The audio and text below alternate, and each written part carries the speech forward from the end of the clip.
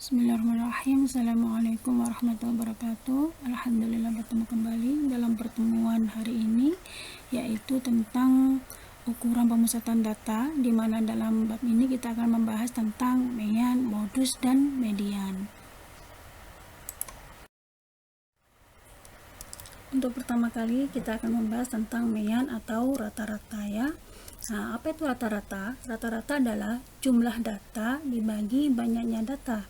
Simbol rata-rata itu seperti ini ya. X di atasnya ada garisnya.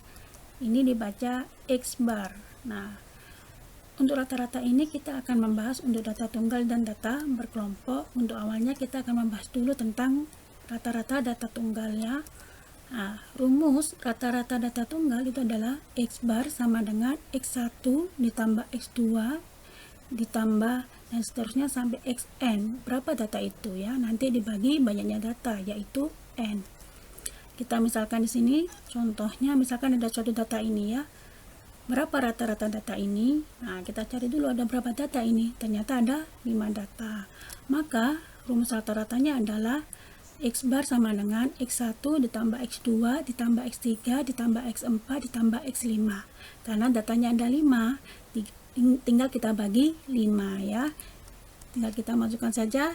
X1 nya kita ganti 70, X2 nya kita ganti 60, X3 nya kita ganti 65, X4 nya kita ganti 75, X5 nya kita ganti 80, N nya kita bagi 5 ya, sehingga ketemu 350 dibagi 5, maka hasilnya adalah 70. Jadi rata-rata data tersebut adalah 70. Selanjutnya kita akan membahas tentang rata-rata untuk data tunggal gabungan ya. Maka rumus X barnya adalah sigma X1 dikali F1 FI ya, sigma XI dikali FI per sigma FI, dimana sigma itu adalah jumlahannya ya. XI itu apa? Data ke I. Misalkan kita ganti X1 berarti dia data ke 1. FI yaitu frekuensi data ke I. Jadi misal kita ganti F3, jadi itu merupakan frekuensi data ke 3 ya. Misalkan ini ada contoh suatu data ya dengan tabel ini. Nilainya 4, frekuensinya berapa ini? 5 ya. Nilainya 5, frekuensinya 10 dan seterusnya.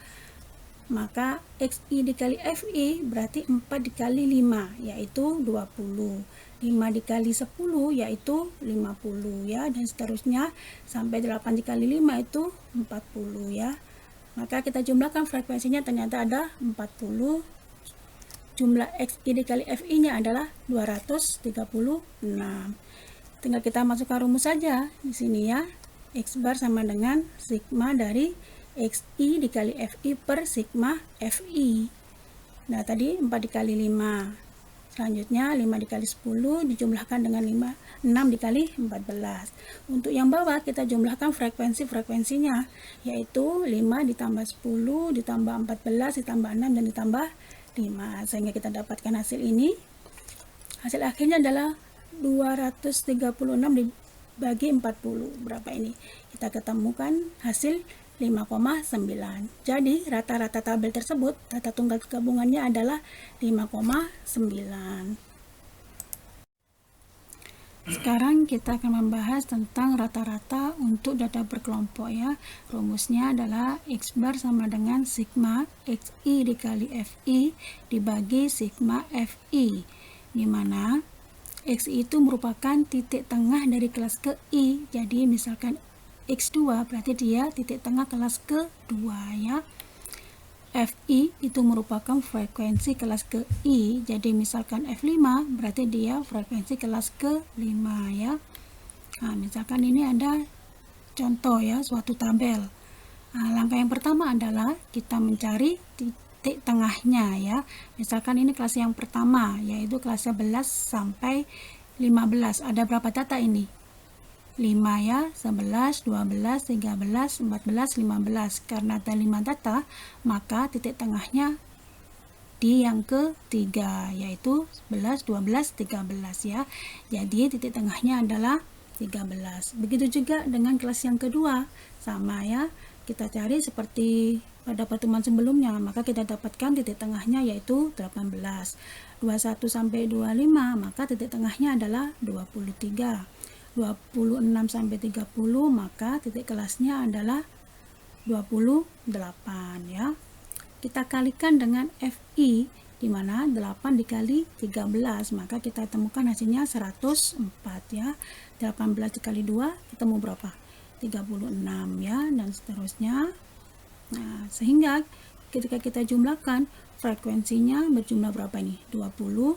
Jumlahan dari XI dikali FI nya yaitu 400, maka rata-rata dari data tersebut adalah 400 dibagi 20, kita temukan hasilnya berapa? 20. Jadi rata-rata data berkelompok ini adalah 20. Paham ya tadi ya? Nah, sekarang kita akan membahas tentang modus. Apa itu modus ya? Untuk data tunggal, modus adalah data yang sering muncul ya, atau data yang frekuensinya paling besar. Nah, misalkan contohnya di sini ada suatu data ini ya, 4, 5, 6, 7, dan 8. Data yang sering muncul apa ini? 6 ya, jadi modus dari data tersebut adalah 6. Sedangkan contoh yang kedua, ini ada berapa data ini ya? 1, 2, 3, 4, 5, 6. Nah, jadi modusnya ada berapa? Ternyata ada 2 ya di sini. 70 muncul 2 kali, 85 muncul 2 kali, berarti modus dari data tersebut ada 2, yaitu 70 dan 85. Contoh yang ketiga, nah tadi pengertian modus adalah data yang sering muncul atau data dengan frekuensi yang paling besar. Dari data tersebut, mana frekuensi yang paling besar? Ternyata 14, jadi modus dari data tersebut adalah 6.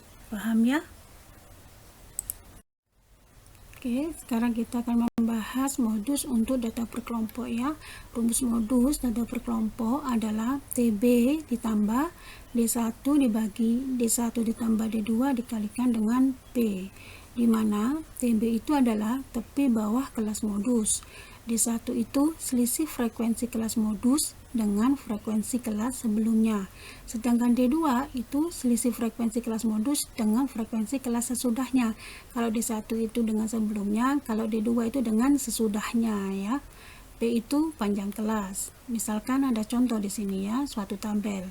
Maka langkah yang pertama adalah kita menentukan kelas modus. Kita cari frekuensi yang paling besar, yaitu di mana? Di 12 ya. Jadi kelas ketiga ini merupakan kelas modusnya, yaitu 51 sampai 55 ya. Langkah yang kedua yaitu menentukan tepi bawah kelas modus di kelas ketiga ini ya. Tepi bawahnya yaitu 50,5. Langkah yang kedua yaitu menentukan D1 dan D2. D1 tadi apa? Selisih frekuensi kelas modus dengan frekuensi kelas sebelumnya. Berarti ini ya. Berarti kita dapatkan 12 dikurangi 8. Berarti D1 nya ketemu berapa? 4 ya. Setelah itu kita cari D2, yaitu selisih frekuensi atas kelas modus dengan kelas sesudahnya. Berarti dengan 6 ini ya. Jadi 12 dikurangi 6. Ketemu berapa ini? Ketemu 6 ya. Jadi D2 nya ketemu 6 ya. Selanjutnya kita menentukan P, yaitu panjang kelasnya. Misalkan ini kelas pertama 41 sampai 45. Ada berapa data ini? Ada 5 ya. Jadi panjang kelasnya adalah 5. Tinggal kita masukkan ke rumus modusnya. Nah, TB-nya kita ganti berapa? 50,5. D1-nya kita ganti 4, D2-nya kita ganti 6, P-nya kita ganti 5 ya. Kita selesaikan yang di dalam kurung dulu, yaitu 4/10 ya. Kita sederhanakan menjadi 2/5, dimana 5 sama 5 ini bisa kita coret ya. Jadi tinggal kita tambahkan saja dengan 50,5 ditambah 2, kita temukan 52,5. Jadi modus dari tabel tersebut adalah 52,5. Paham ya? Sekarang kita akan membahas tentang median ya, median data tunggal. Apa itu median? Median itu adalah nilai tengah suatu data setelah data diurutkan. Jadi syaratnya median itu data harus diurutkan dari yang terkecil sampai yang terbesar ya. Median itu membagi suatu data menjadi dua bagian sama besar. Misalkan ini ya, tadi data sudah diurutkan dari yang terkecil sampai yang terbesar, maka median itu berada di tengah-tengahnya, sehingga membagi data itu dua bagian sama besar. Misalkan kita contohkan di sini ya, ini ada suatu data tapi belum urut, maka harus diurutkan dulu dari yang terkecil sampai yang terbesar. Ada berapa data ini? Ada 7 data ya. Ternyata datanya 7, yaitu ganjil. Maka nanti untuk mencari mediannya itu akan berbeda ketika mencari datanya ganjil dan datanya genap. Kalau ganjil kita gunakan rumus ini ya, ME sama dengan XN ditambah 1 dibagi 2. N nya tadi ada berapa? 7 ya. Jadi kita masukkan 7 ditambah 1, 8, kita bagi 2, berarti X4. Berarti data ke-4, jadi mediannya itu terletak di data ke-4, yaitu 25. Jadi median data tersebut adalah 25. Contoh yang kedua, ini suatu data juga belum urut ya, jadi kita urutkan dulu dari yang terkecil sampai yang terbesar. Ternyata datanya ada 8, berarti genap ya N-nya ya. Maka rumusnya adalah ini ya. Nah, tinggal kita masukkan aja, N-nya kita ganti 8 ya. 8 dibagi 2 berapa? 4. 8 ditambah 2 itu 10, kita bagi 2, nanti hasilnya 5 ya. Jadi data ke-4 dan data ke-5 kita jumlahkan, nanti dibagi 2. Kita temu hasilnya 11 dibagi 2 ya, maka hasilnya adalah 5,5. Jadi median data tersebut adalah 5,5. Tadi kita sudah membahas median data tunggal, untuk sekarang kita membahas median untuk data per kelompok ya, dimana rumus mediannya adalah TB ditambah setengah N dikurangi FKS dibagi FME dikalikan dengan P. TB itu adalah tapi bawah kelas median, sedangkan N itu banyak data. FKS itu frekuensi kumulatif sebelum kelas median, sedangkan FME itu frekuensi kelas median itu sendiri. P itu panjang kelasnya. Misalkan kita contohkan di sini ya. Nah, langkah yang pertama adalah menentukan FK-nya, frekuensi kumulatifnya. Di pertemuan sebelumnya sudah dibahas ya. Nah, berarti di sini kita tuliskan berapa dulu? 13 ya. 13 tambah 10 berapa? 23. 23 ditambah 6, 29. Kita tambahkan dengan 7, hasilnya 36. Kita tambah dengan 4, yaitu 40. Berarti nanti N-nya itu adalah 40 ya. Nah, ini nanti frekuensi kumulatif ya. Frekuensi kumulatifnya di sini 13. Berarti itu datanya adalah 1 sampai 13. Nah, pengertian ini harus difahami untuk menentukan kelas mediannya ya. Di frekuensi kelas kedua berapa ini? 23 ya. Tadi 1 sampai 13, berarti di bawahnya adalah 14 sampai 23. Nah, di sini karena sampai 23, maka di bawahnya adalah 24 sampai 29 ya. Jadi, kelas selanjutnya berapa ini? 30 sampai 36. Karena sudah sampai 36, berarti di bawahnya berapa? Betul, 37 sampai 40 ya. Nah, jadi ketika saya tanya, data ke-7 ada di kelas berapa? Kelas ke-1. Kalau data ke-20 ada di kelas berapa? Di kelas kedua, yaitu antara 14 sampai 26. Paham ya? Langkah selanjutnya yaitu menentukan kelas median dengan rumus apa? Ini ya, setengah N. Maka kelas letaknya adalah setengah N, tadi N-nya ketemu berapa? 40 ya. Maka hasilnya adalah 20. Berarti terletak di kelas kedua, tadi 14 sampai 23 itu tadi ya. Nah, di sini berarti kelas mediannya yaitu kelas kedua, 51 sampai 60.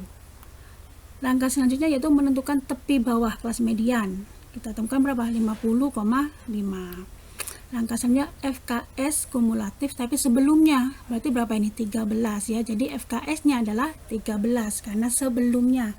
Jadi sebelumnya 23 yaitu 13.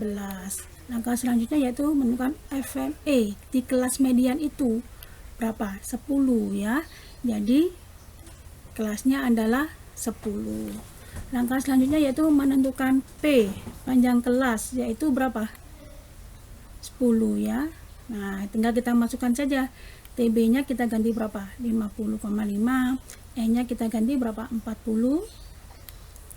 Nah, dan seterusnya kita dapatkan. Setengahnya dari 40 berapa? 20 ya. 20 dikurangi 13 berapa ini? Nah, ini bisa kita coret ya, 10 dengan 10 karena penyebut dengan pembilang. Kita sederhanakan saja ya, boleh dicoret ya. Jadi 50,5 ditambah 7, hasilnya adalah 57,5. Paham ini ya? Oke, saya akhiri. Wassalamualaikum warahmatullahi wabarakatuh.